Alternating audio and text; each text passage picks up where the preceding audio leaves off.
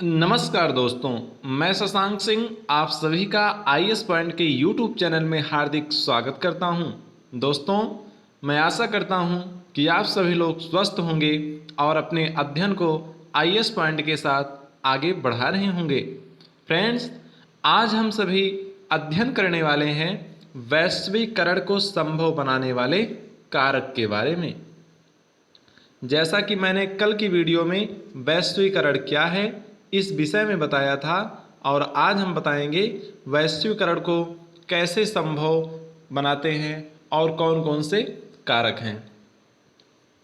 आइए स्टार्ट करते हैं। प्रौद्योगिकी में तीव्र उन्नति का प्रौद्योगिकी में तीव्र उन्नति वह मुख्य कारक है जिसने वैश्वीकरण की प्रक्रिया को उत्प्रेरित किया है। यानी कि जो अपनी टेक्नोलॉजी बढ़ रही है, इसमें उन्नति का सबसे प्रमुख कारण क्या है? वैश्विकीकरण की प्रक्रिया को प्रौद्योगिकी ने ही उत्प्रेरित किया है, उत्साहित किया है, इसने ही अपना योगदान दिया। तो दोस्तों, यह वीडियो लेक्चर काफ़ी इंटरेस्टिंग होने वाला है, इसलिए इसको आप आखिरी तक जरूर देखिएगा। जैसे विगत 50 वर्षों में परिवहन प्रौद्योगिकी में बहुत उन्नति हुई है।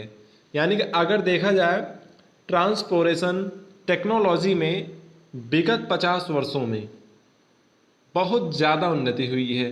आपने देखा भी होगा, नई नई बाइक्स आ रही हैं, मोटरसाइकिल्स, और नए नए कार्स आ रहे हैं, लग्जरी कार्स आ रही हैं, उसमें नई नई फैसिलिटी हैं। तो टेक्नोलॉजी में जो तीव्र उन्नति होती है, यही तीव्र उन्नति ही वैश्वीकरण की प्रक्रिया को इंक्रीज करती है। और विगत 50 वर्षों में जो ज़्यादा अपनी वृद्धि हुई है वो ट्रांसपोर्टेशन में। नई नई कारें देखो आपको दिन प्रतिदिन देखने को मिलती रहती हैं। इसने लंबी दूरियों तक वस्तुओं की तीव्रतर आपूर्ति को कम लागत पर संभव किया है। यानी कि अगर किसी को कोई डिमांड है, किसी को कोई ज़रूरत है, तो वह यही ट्रांसपोर्टेशन ही लोगों की डिमांड को पूरा किया है, और जो वस्तुओं और आदमियों के बीच में डिस्टेंस थी उसको कम कर दिया है। आइए एग्जाम्पल के द्वारा समझते हैं कि कैसे कम किया है। जैसे देखिए, यहाँ कुछ वस्तुएं रखी हुई हैं, तो वस्तुओं को लाया कौन? कंटेनर। और कंटेनर क्या है? एक वस्तुओं को ढोने के लिए बनाया हुआ एक बॉक्स टाइप का होता है, जो कि किसी ट्रक या डंलप के जरिए आता है। तो कंटेनर बड़े बड़े भी होते हैं, छोटे छोटे भी होते हैं। अब यहाँ जो सामान रखा हुआ है, जो वस्तुएं रखी गई हैं, ये छोटे छोटे कंटेनरों में भर के रखी हुई हैं और ये बंदरगाह पर रखी गई हैं। अब यहाँ से क्या होगा कि इन्हें जहाज में, रेल में, वायुयानों में एवं ट्रकों पर बिना क्षति के लादा जा सकता है।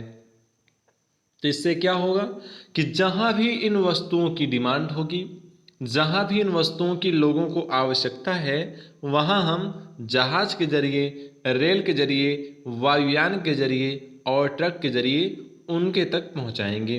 तो क्या हुआ? यही कहलाता है ट्रांसपोर्टेशन। यानी कि लोगों की जो वस्तुओं के बीच की दूरी है, ट्रांसपोर्टेशन वह कम कर रहा है, परिवहन कम कर रहा है। कंटेनरों से ढुलाई लागत में भारी बचत हुई है और माल को बाजारों तक पहुंचाने की गति में वृद्धि हुई है। अब इससे क्या है कि रेल के द्वारा जाएगा, वायुयान के द्वारा जाएगा, जहाज के जरिए जाएगा। इससे क्या होगा कि जो टाइम ज़्यादा लगता था सामान को पहुंचने में, उससे उसमें भी कमी आई है और तीव्रता हो गई है, सामान की बिक्री भी बढ़ी है और पहुंचाने की गति भी बढ़ गई है। जो ज़्यादा कॉस्ट लगता था पहुंचाने में, उससे भी लागत में गिरावट आ गई है। इसी प्रकार वायु यातायात की लागत में गिरावट आई है। परिणामतः वायु मार्ग से अपेक्षाकृत अधिक मात्रा में वस्तुओं का परिवहन संभव हुआ है। तो वायु मार्ग से ही ज़्यादा वस्तुएं जाती हैं और उससे ही क्या हुआ है, परिवहन बहुत इजी हो गया है। इससे भी अधिक उल्लेखनीय है सूचना एवं संचार प्रौद्योगिकी का विकास। जैसे कि इस समय अगर हम देखें तो telecom sector day by day यानी एवरीडे हम कह सकते हैं कि कुछ ना कुछ नई टेक्नोलॉजी डेवलप कर रहा है, नए नए इंस्ट्रूमेंट बना रहा है कि लोगों तक कैसे और इसको इजी वे में पहुंचाया जाए। जैसे अब पहले टेलीफोन नहीं था, ठीक है ना, तो चिट्ठियों के द्वारा, लेटर के द्वारा लोग अपनों से एक दूसरे से बात संवाद करते थे। तो जो दूर स्थित रहता था, यदि उसके घर से चिट्ठी उसके तक भेजी जाती थी तो महीनों 2 महीनों गुजर जाते थे तब चिट्ठी मिलती थी। फिर उधर से उसका रिप्लाई आने में भी 1 डेढ़ 2 महीने लग जाते थे। तो यानी कि अगर किसी का भी हाल चाल जानना होता था तो चिट्ठी के जरिए, लेटर के जरिए हम लोग जानते थे और जिसमें बहुत ज़्यादा समय लगता था। फिर क्या हुआ कि लैंडलाइन का डेवलपमेंट हुआ, टेलीफोन आया। टेलीफोन जब आया तो लोग अधिक पैसे लगते थे उसमें, एसटीडी कॉल के लिए, आईएसडी कॉल के लिए। तो लोग अपने घर पर बैठ करके ही, तब पहले गांव में, समाज में कहीं ना कहीं एक आध पीसीओ हुआ करता था। पीसीओ का फुल फॉर्म क्या है? Personal call office. तो पीसीओ के जरिए हम लोग बातचीत करते थे तो पैसा ज़्यादा उसमें लग जाता था, लेकिन लोगों की, अपनों की हालचाल कैसे हैं, कैसे नहीं हैं, क्या कर रहे हैं, ये सब पता चल जाता था। धीरे धीरे समय और आगे जब बढ़ा तो फिर क्या हुआ कि मोबाइल आ गए। मोबाइल फ़ोन जब से आए और जब से जियो भी आ गया तब से डाटा भी सस्ता हो गया और हर एक आदमी के पास घर में अब ऐसा लगता है कि सभी सदस्यों के पास फ़ोन तो होगा ही। तो लोगों के हालचाल अब आसानी से मिल जाते हैं और बात संवाद भी आसानी से हो जाया करता है। तो इससे क्या लगा कि जब से हम देख रहे हैं तब से टेक्नोलॉजी और टेलीकॉम के सेक्टर में बहुत अधिक वृद्धि हुई है। वर्तमान समय में दूरसंचार, कंप्यूटर और इंटरनेट के क्षेत्र में प्रौद्योगिकी द्रुत गति से परिवर्तित हो रहा है। द्रुत गति का मतलब होता है तीव्र गति से डेवलप हो रहा है, चेंज हो रहा है।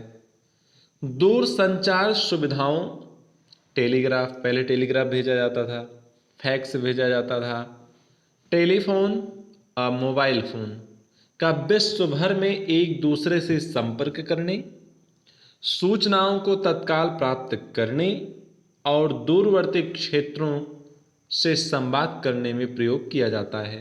अब आप अपने घर में बैठे हैं, कोई अपना अमेरिका में है, इंग्लैंड में है या किसी अन्य कंट्री में है, तो पल भर में ही फ़ोन लगाया और उनका हाल समाचार मिल गया।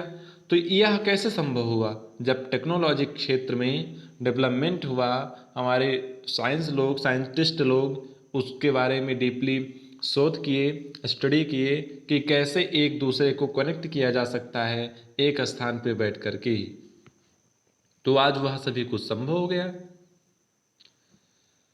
ये सुविधाएं संचार उपग्रहों द्वारा सुगम हुई हैं। अब अगर बात किया जाए कि ये सब कैसे पॉसिबल हुआ है, तो नए नए सैटेलाइट, अंतरिक्ष में सैटेलाइट स्टेबल किए गए हैं, स्थापित किए गए हैं, जिनके द्वारा यह सब कुछ संभव हुआ है। जैसा कि आप जानते होंगे, जीवन के लगभग प्रत्येक क्षेत्र में कंप्यूटरों का प्रवेश हो गया है। आपने इंटरनेट के चमत्कारिक संसार में भी प्रवेश किया होगा, जहां जो कुछ भी आप जानना चाहते हैं लगभग उसकी जानकारी प्राप्त कर सकते हैं और इन सूचनाओं को आपस में बांट सकते हैं। इंटरनेट से हम तत्काल इलेक्ट्रॉनिक डाक, ईमेल भेज सकते हैं और अत्यंत कम मूल्य पर विश्व भर में बात कर सकते हैं। तो यह सब कैसे संभव हुआ? यह सब आज जो सैटेलाइट हैं, जो साइंटिस्ट लोग हैं, इनके माइंड के चलते या इन्होंने जो जो नए नए टेक्नोलॉजी को डेवलप किया, इनके चलते ये सब संभव हुआ है। अब जैसे एक फिगर यहाँ दिखाया गया है, जहाँ एक आदमी टीवी के सामने बैठा हुआ, कंप्यूटर के सामने बैठा हुआ है, लेकिन पूछ रहा है कंप्यूटर चलाने के लिए बिजली कहाँ है, तो इसके लिए भी इन्वर्टर लगाना है। इन्वर्टर से ये संभव हो जाएगा। कुछ और फिगर दिए हुए हैं, आइए इनके माध्यम से समझते हैं कि इन फिगरों में क्या बताया गया है। सूचना एवं संचार प्रौद्योगिकी, इसको हम शॉर्ट फॉर्म में कहते हैं आईटी, जिसका फुल फॉर्म है इंफॉर्मेशन टेक्नोलॉजी, ने विभिन्न देशों के बीच सेवाओं के उत्पादन के प्रसार में मुख्य भूमिका निभाई है। हम देखते हैं कैसे, जैसे न्यूज़पेपर की मशीन है, तो आप अपने घर पे बैठ कर के ही दूसरों से बात, दूसरे जगह की हालचाल, दूसरों से बातचीत सब कुछ कर सकते हैं। यह बहुत अच्छी पत्रिका लग रही है, लेकिन मेरी पाठ्य पुस्तिका की छपाई ऐसी क्यों नहीं है? मैं अपनी पुस्तक में बड़ी मुश्किल से शब्दों को पढ़ सकती हूँ। यहाँ एक महिला एक पुरुष से कह रही है। पुरुष क्या उत्तर देते हैं? नहीं मेरे बच्चे, यह छपाई मशीन आम भारतीय के लिए नहीं है। यानी कि इस मशीन के द्वारा जो पुस्तकें बनती हैं वह आम भारतीय के लिए, जो भारतीय लोग हैं उनके लिए नहीं है। वैश्वीकरण में संचार प्रौद्योगिकी का उपयोग। अब आइए हम देखते हैं कि संचार प्रौद्योगिकी जो है इसका यूज कैसे किया जाता है। लंदन के पाठकों के लिए प्रकाशित एक समाचार पत्रिका की डिजाइनिंग और छपाई दिल्ली में की जानी है। यानी लंदन में जो न्यूज़पेपर के रीडर लोग हैं उनके लिए जो पत्रिका की डिजाइनिंग और छपाई होनी है वह दिल्ली में की जानी है। पत्रिका का पाठ्य विषय इंटरनेट के द्वारा दिल्ली कार्यालय को भेज दिया जाता है। यानी कि पत्रिका में क्या क्या छापना है, क्या क्या प्रिंट करना है, इसका टोटल मैटर मेल के जरिए या इंटरनेट के जरिए दिल्ली में जहां छपाई होनी है उनको भेज दिया जाता है। दिल्ली कार्यालय में डिजाइनर दूर संचार सुविधाओं का उपयोग करके लंदन कार्यालय से पत्रिका की डिजाइन के बारे में निर्देश प्राप्त करते हैं। यही है बहुराष्ट्रीय कंपनियां वैश्वीकरण ऐसी ही नीतियां अपनाती हैं कि एक इंडिया में है, इंडिया में उसका काम होना है, बाकी गाइडेंस अमेरिका से किया जाना है, लंदन से किया जाना है। डिजाइन तैयार करने का काम कंप्यूटर पर किया जाता है। छपाई के बाद पत्रिकाओं को वायु मार्ग से लंदन भेजा जाता है। जब वहाँ से कोऑर्डिनेट हो जाता है तो छपाई की जाती है। आफ्टर दैट उस छपी हुई पुस्तक को वायु मार्ग के द्वारा वहाँ तक भेजा जाता है। यहाँ तक कि डिजाइन और छपाई के पैसे का भुगतान ई बैंकिंग इंटरनेट के जरिए ही हो जाता है। एक बैंक से दूसरे बैंक में ट्रांसफ़र हो जाता है। ये नहीं कि पैसे लेने के लिए हमको किसी को भेजना पड़ेगा, ऐसा कुछ भी नहीं है। तो आपने देखा ना कि इंफॉर्मेशन टेक्नोलॉजी क्षेत्र में वैश्वीकरण का कैसे उपयोग किया जाता है कि एक जगह बैठे ही हम विश्व भर के समाचार, विश्व भर के काम कर सकते हैं। आज इतना डेवलप हो चुका है। आओ इन पर विचार करें। ऊपर दिए गए उदाहरण में उत्पादन में प्रौद्योगिकी के प्रयोग का उल्लेख करने वाले शब्दों को रेखांकित कीजिए। जैसा कि अभी मैंने आपको बताया, आप उसको रेखांकित कर लीजिएगा। सेकंड क्वेश्चन है, सूचना प्रौद्योगिकी वैश्वीकरण से कैसे जुड़ी हुई है? क्या सूचना प्रौद्योगिकी के प्रसार के बिना वैश्वीकरण संभव होता? इसका भी आंसर अभी मैंने बताया आपको। जो टॉपिक मैं पढ़ाता हूँ ना, उसी में से ये क्वेश्चन पूछे जाते हैं। अगर आपने ध्यान से पढ़ा है तो आपको आंसर बड़े इजी वे में मिल जाएगा। अगर नहीं मिलता है आप कमेंट बॉक्स में आकर के कमेंट करके पूछ सकते हैं। सो फ्रेंड्स, इस वीडियो लेक्चर में इतना ही। कल हम फिर मिलेंगे एक नए टॉपिक, नए ज्ञान के साथ। तब तक के लिए आप IAS पॉइंट के साथ जुड़े रहिए, अपने अध्ययन कार्य को आगे बढ़ाते रहिए और बहुत जल्द ही आप अपने IAS बनने के सपने को, IPS बनने के सपने को पूरा करेंगे। आप UPSC क्लियर कर सकते हैं। IAS पॉइंट जो भी आपको पढ़ा रहा है, जो भी नोट्स प्रोवाइड कर रहा है, या जो भी कंटेंट व्हाट्सएप, फेसबुक, इंस्टा के जरिए या टेलीग्राम के जरिए प्रोवाइड कराता है, ये यही सारे कंटेंट्स यदि आप अच्छे से रीड करेंगे, अच्छे से समझेंगे और नोट्स बनाएंगे तो फिर आपको यूपीएससी क्लियर करने से, क्रैक करने से कोई नहीं रोक सकता है। सो फ्रेंड्स, वीडियो को अधिक से अधिक वॉच करिए, लाइक करिए और हमारे चैनल को सब्सक्राइब करिए, अपने दोस्तों के साथ शेयर करिए। थैंक यू सो मच दोस्त, कल फिर मिलेंगे।